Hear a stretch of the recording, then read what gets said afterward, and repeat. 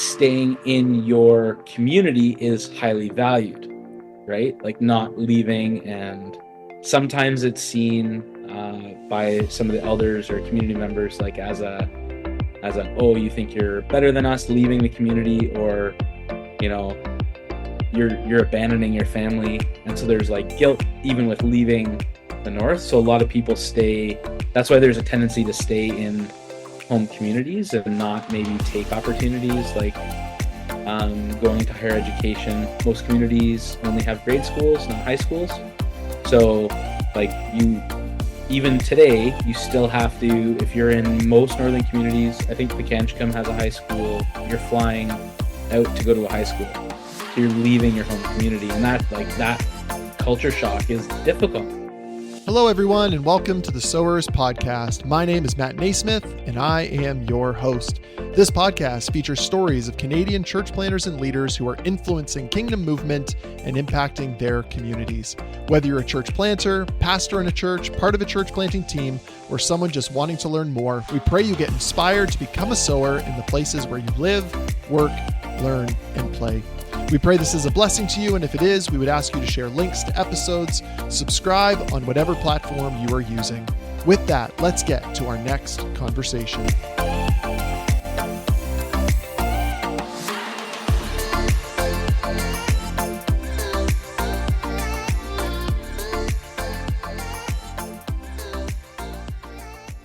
Welcome, friends, to the Sowers Podcast. Thanks for joining us for another conversation that will hopefully inspire you and equip you to become a sower in the places where you live, work, learn, and play.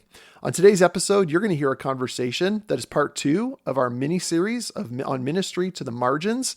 And this episode is with Andrew Lang. Andrew is the director of Living Hope Native Ministries in Thunder Bay, and he is also the executive director of the New Hope Youth Drop-In Center, which primarily serves First Nations youth. I think you're going to be inspired by this conversation. You're probably going to hear about some things that you didn't know about before, and so I'd encourage you in humility to enter this conversation. As always, thanks for listening, and if this episode is an encouragement to you, I'd encourage you to share it with someone else.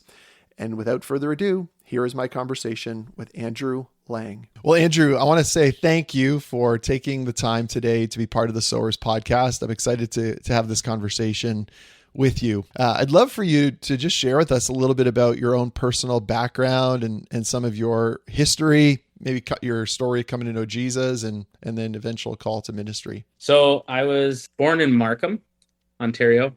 I grew up, kind of around 16th and 48.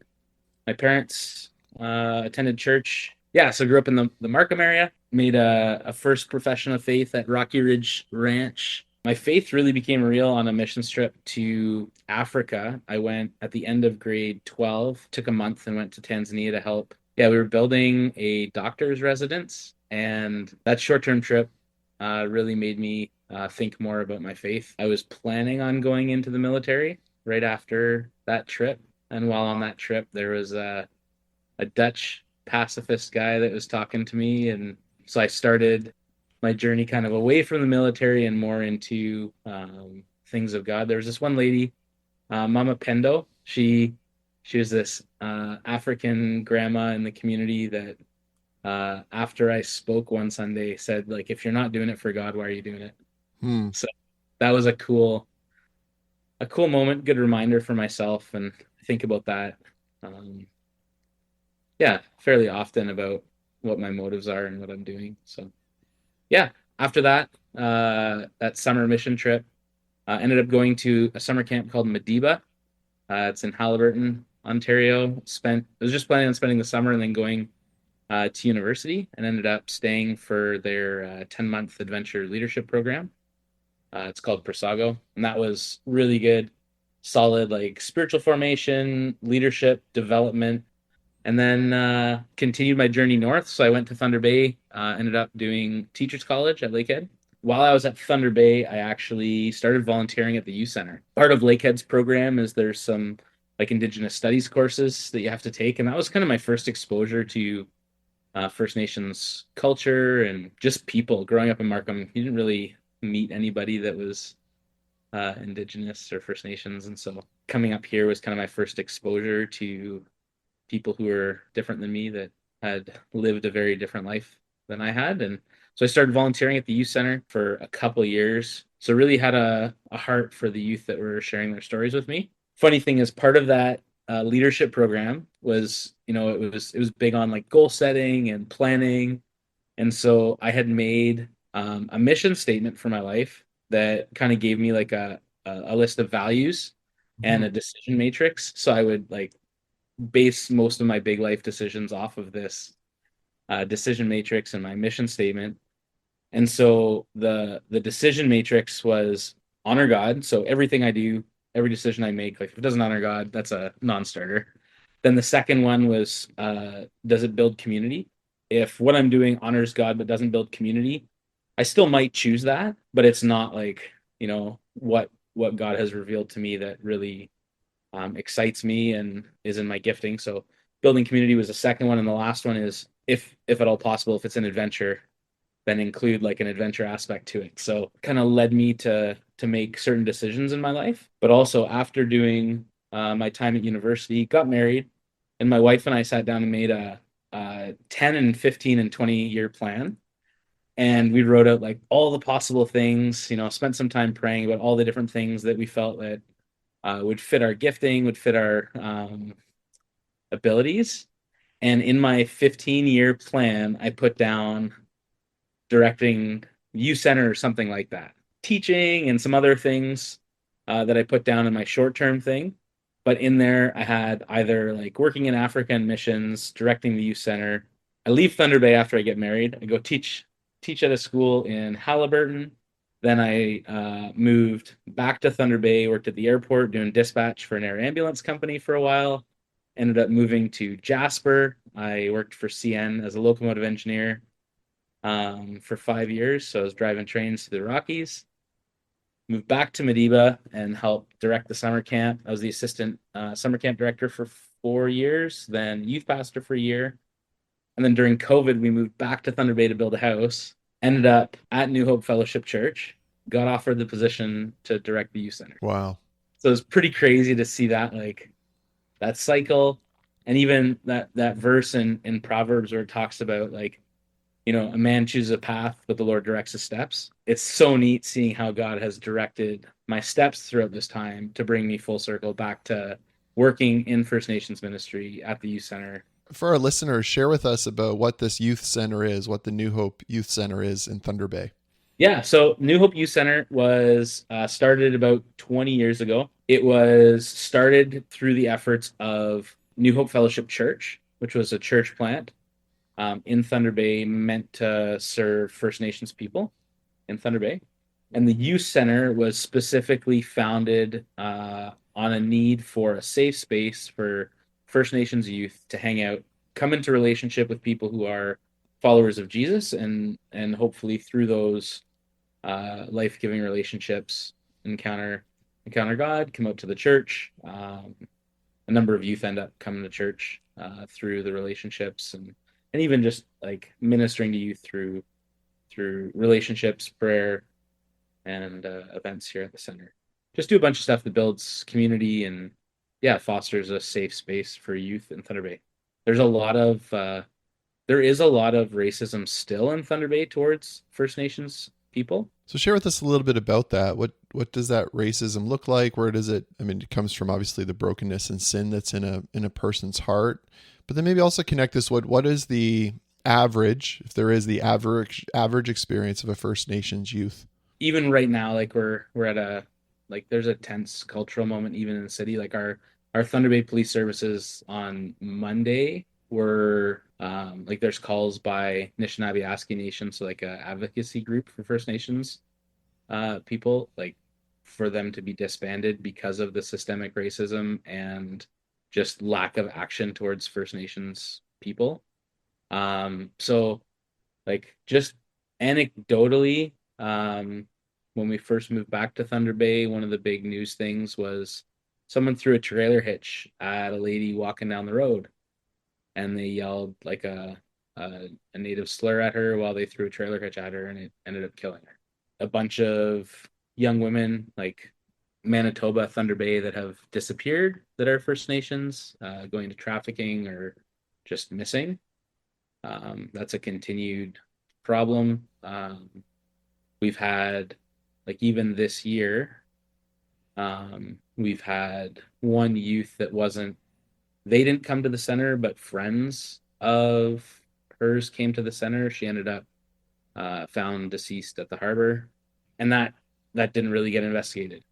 There was a 911 call 2 months ago, maybe, where there was a possible domestic disturbance. There's three 911 calls over 5 hours. No police investigated it.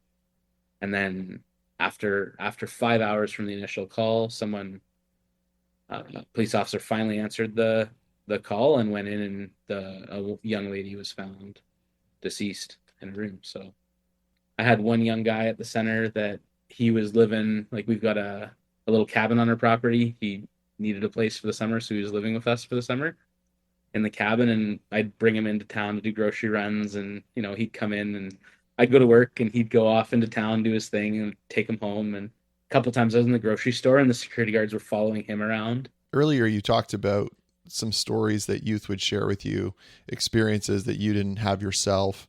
Um, are you able in any way, not using names, obviously, but sharing some of those experiences just so the average person that's listening has a bit of an understanding? Because I would say that as Canadians, we hear about First Nations, we hear about Indigenous communities. Oftentimes in the news, it comes up when there's a pipeline debate or something along those lines. I remember reading an article, and I think it was motivated initially by some of the racism that was being spelled out in the U.S. towards African Americans, and Canadians would like to say, "Oh, we don't experience or have that sort of racism." But then they were comparing some of the incarceration numbers and life expectancy in Canada for First Nations people, and they were on par with what was going on in the U.S. And sort of the major hit in the piece was to say we experience and are just as guilty as our neighbors south of the border. We've just hidden it better.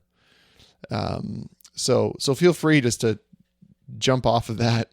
A lot of people that live on reserves are, I'll back it up a bit. So, like, respecting your elders is something that is very highly valued within First Nation community, family, spending time together, being close, just proximity. Like, I remember one of our elders at our church telling a story about he would go over to his aunt and uncle's place and just sit on the couch with them for a couple hours and then leave. And, like, the aunt and uncle were, I guess they were Austrian, so he was like part Austrian, part First Nation, and they were like weirded out by this, right? This kid's just like comes and sits and then doesn't say anything and then leaves. Like, does he not like coming over here? Like, he doesn't have to come over here if he doesn't want to. And his parents were just like, no, he loves it. Like, he loves being with you guys. And they're like, well, he doesn't say anything. And they're like, yeah, he doesn't have to. Like, just being present is something of value. So, with that, like, staying in your community is highly valued, right? Like, not leaving. And sometimes it's seen by some of the elders or community members like as a oh, you think you're better than us leaving the community, or you know you're abandoning your family. And so there's like guilt even with leaving the north. So a lot of people stay. That's why there's a tendency to stay in home communities and not maybe take opportunities like going to higher education. Most communities only have grade schools, not high schools. So, like, even today, you still have to, if you're in most northern communities, I think Pekanchcum has a high school, you're flying out to go to a high school. So you're leaving your home community. And that culture shock is difficult, right? Not being around your family, living with possibly strangers, boarding parents for your time in Thunder Bay. Like, Thunder Bay, we've got a school, DFC, in Matawa as well. Like, kids are coming out of their community to go to high school, and that's something that was foreign to me. Like, I went to high school at my house. Like I didn't have to leave my home to go to high school. I didn't have, 15, 20 people living in a two-bedroom house. Like I lived in a big house with, a grocery store nearby, not, the northern store that charges, three or four times what it would cost in, Toronto for something. I think one of my buddies, he was showing me a price from, I think it was Satchco. Strawberries were like, no, grapes. It was $19 a pound for grapes the other day. So like, yeah, like just um and if you stay in a community, you're on there are some community jobs like working for the band, or you can work in different industry, but there's a fair amount of people that just don't have work or aren't able to go get work, so they're living on unemployment, trying to support a large family, and with costs super high, there are experiences associated with living in crowded spaces, large families, not a lot of hope and things to do. Not to like sensationalize or anything, but there's like a high number of like cases of domestic violence and sexual abuse that happens. Young marriages. I remember it was my first night at the center. This girl was sitting at a table over here, and she just like disclosed how she had been abused. There is a lot of those stories that really, I don't know, break your heart and makes you want to help in some way, or just be there and listen, and um, encourage people to make good decisions and do positive things for their life, and introduce them to Jesus as well, who can heal those wounds, because Yeah. yeah, we can. Andrew, I'm wondering if you would be willing to, in a 10,000-foot view, and this is going to lean into your teaching and history degree, but just give us a, 5-minute overview of history's role in all of this, the history of First Nations peoples and Canada. Just again, thinking of somebody that's not very familiar with history or has only heard residential school periodically. A brief overview, and I'll miss some things. And I'll say this before I even get into it. Like, if you're at all interested or wanting to know more, the Truth and Reconciliation Commission website has a lot of good resources. You can check out Living Hope Native Ministries. I've released one article on it, and I'm planning on doing a series of them on residential schools history.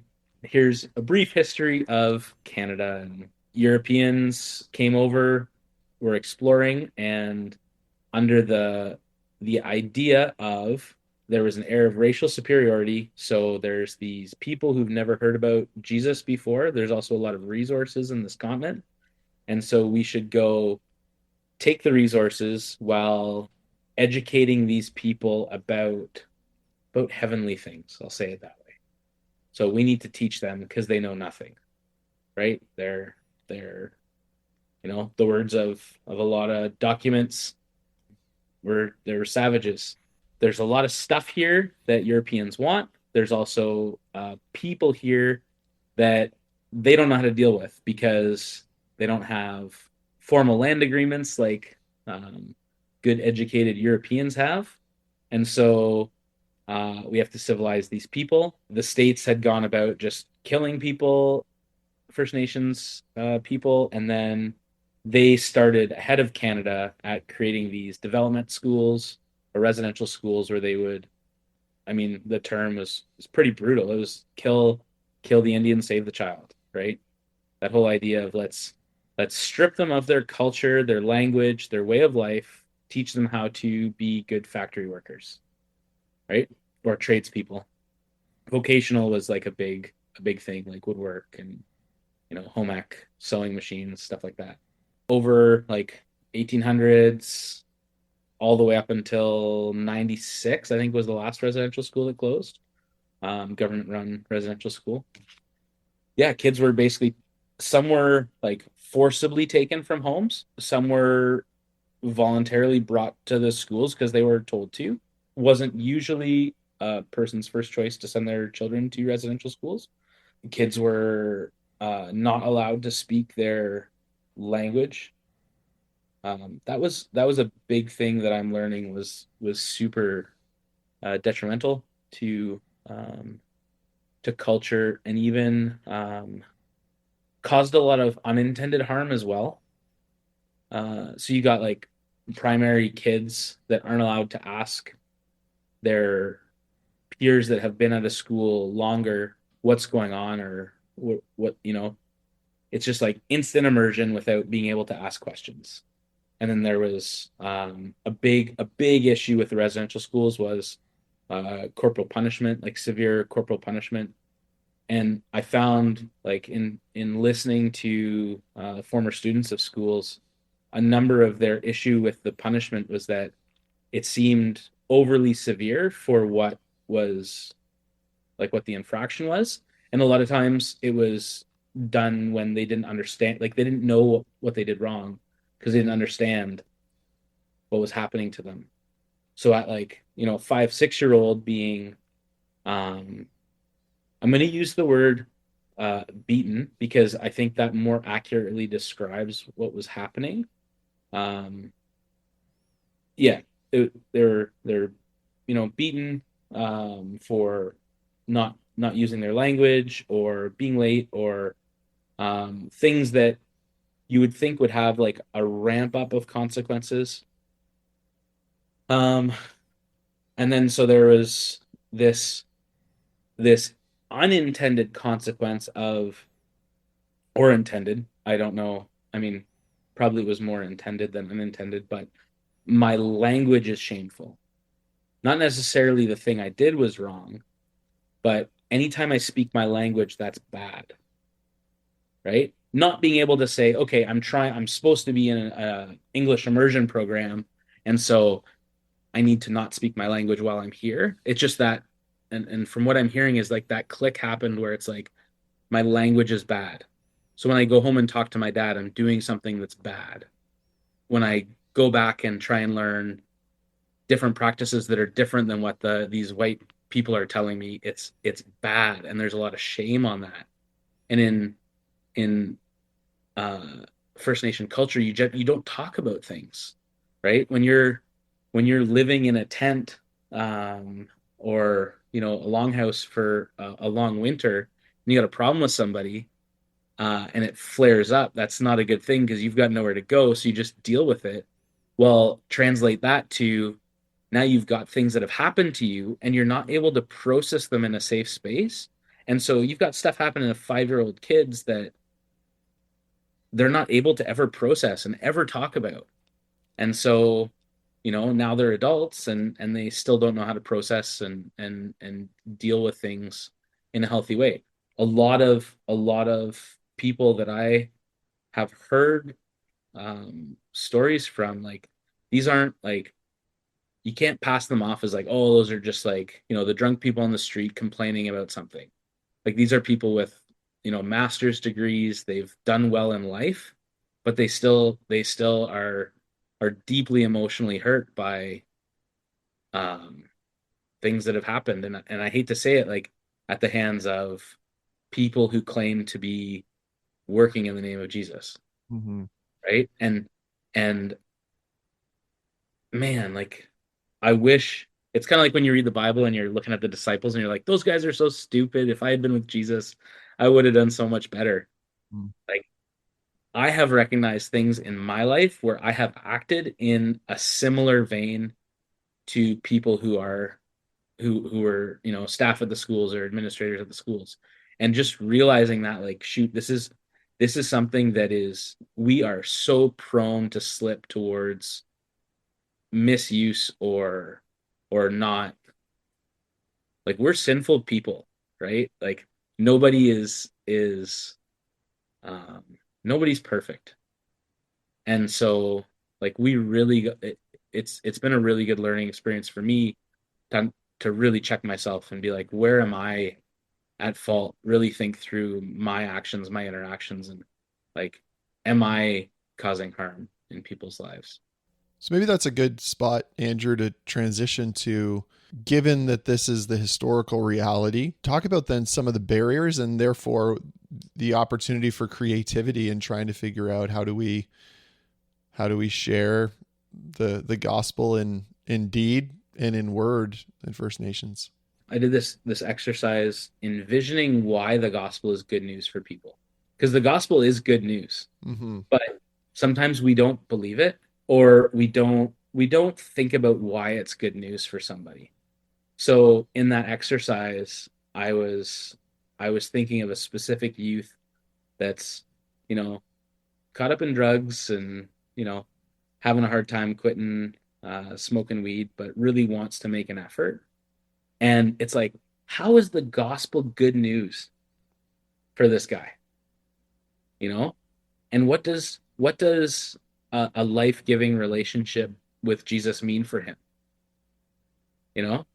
And so thinking about when kids come in this door, like what is the good news of Jesus for that person?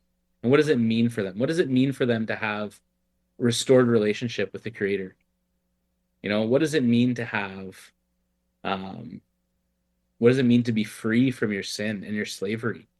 What's that thing that's been holding you back that, like, this one kid, he doesn't want to smoke. I was standing outside uh one night as I was leaving, he was coming in, and he's like, I'm trying to quit smoking. And then he pulls out a cigarette. I'm like, well then stop smoking. He's Hmm. like, I just I can't. I'm like, you're gonna let that little white stick control you. And he's like, I think I'll quit tomorrow. And I was like, man, Jesus doesn't make the temptation go away, but it can give you the power to overcome that like line where Paul's like, why do I do the things I don't Yeah. want to do and don't do the things I want to do? Like that is the power of the gospel. It allows you to be free from bondage that's holding you back. So it allows you to forgive that person that you've been living in unforgiveness with, right? Because if Jesus can forgive what I've done, he can give me the power to forgive, people. He can give me the power to get over addictions if I surrender that to him. And he can, you know it won't make the trauma or the things that have hurt me go away, but he can show me how to live in forgiveness and in new life.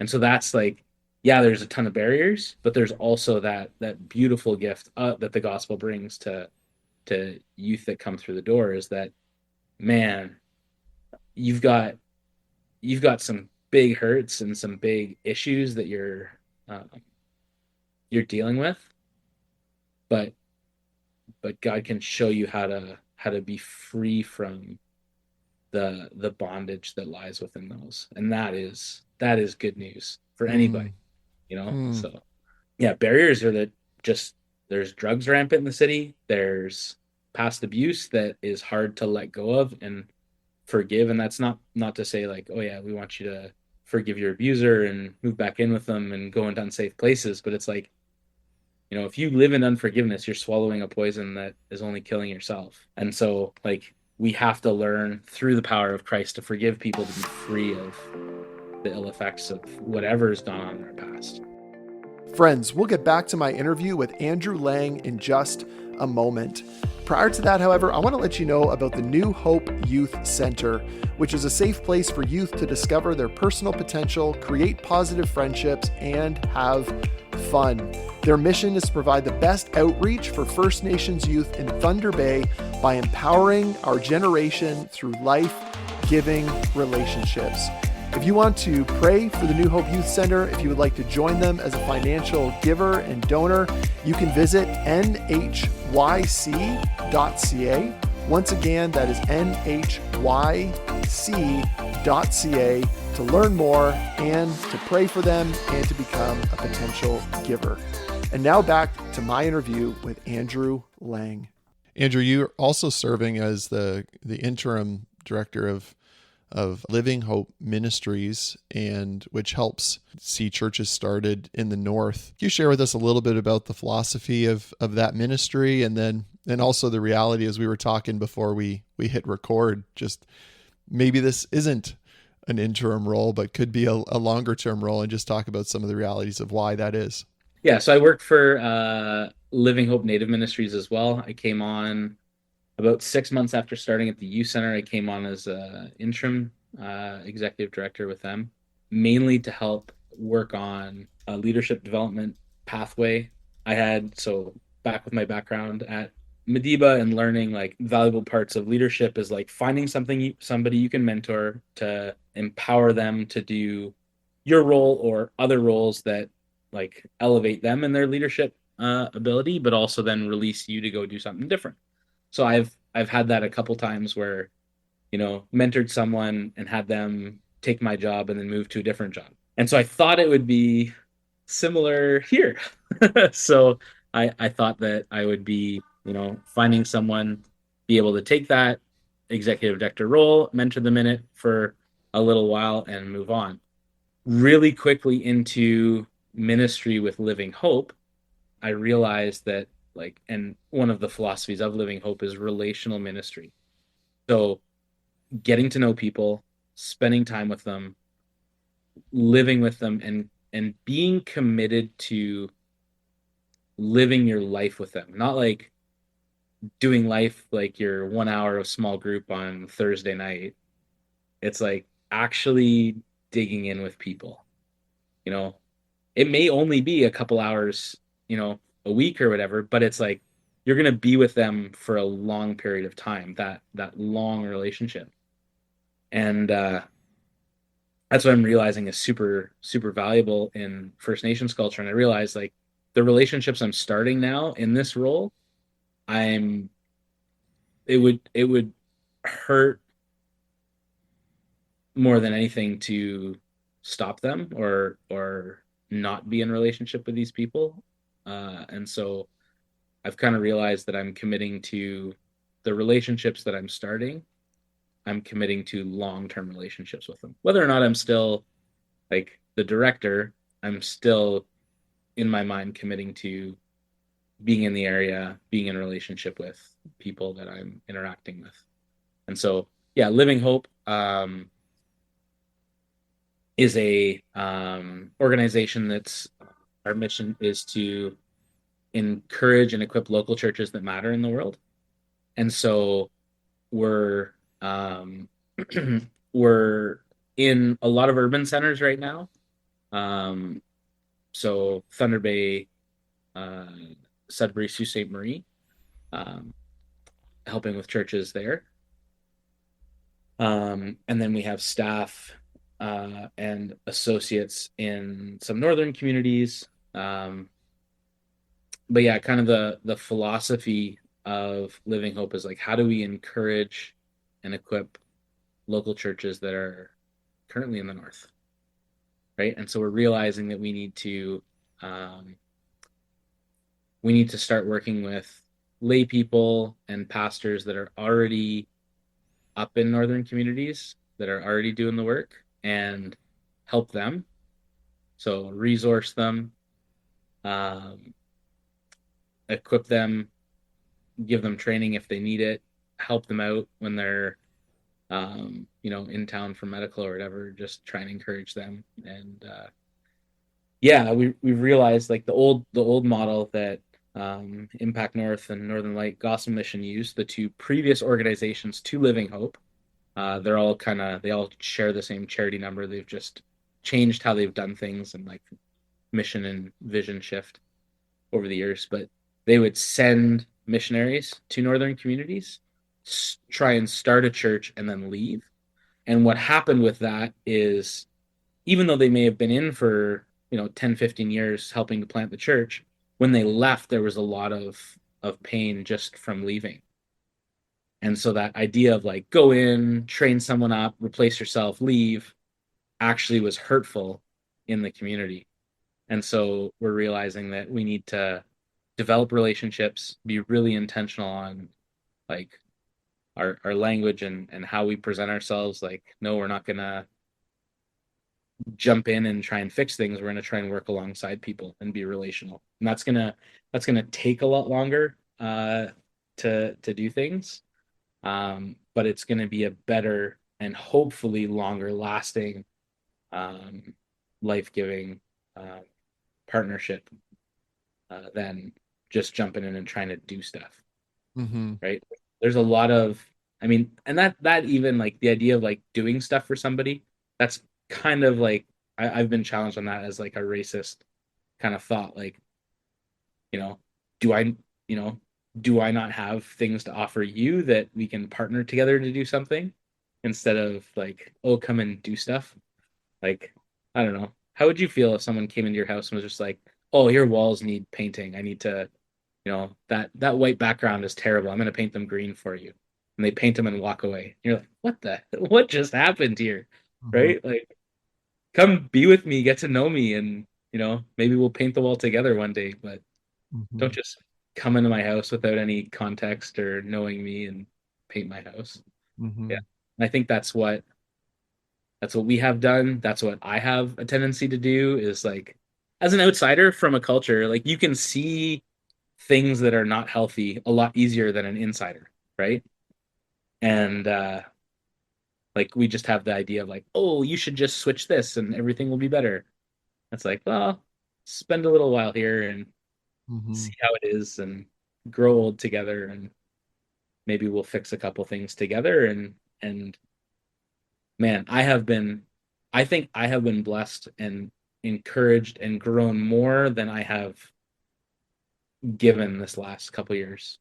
Like my personal faith has grown stronger just from seeing God at work, and I have had my views challenged, and I'm growing immensely from just watching how certain people react to disagreements. Even like man, like I was at a residential school gathering, so a bunch of students got together to talk about their experience, and students were talking about like really rough, raw stuff.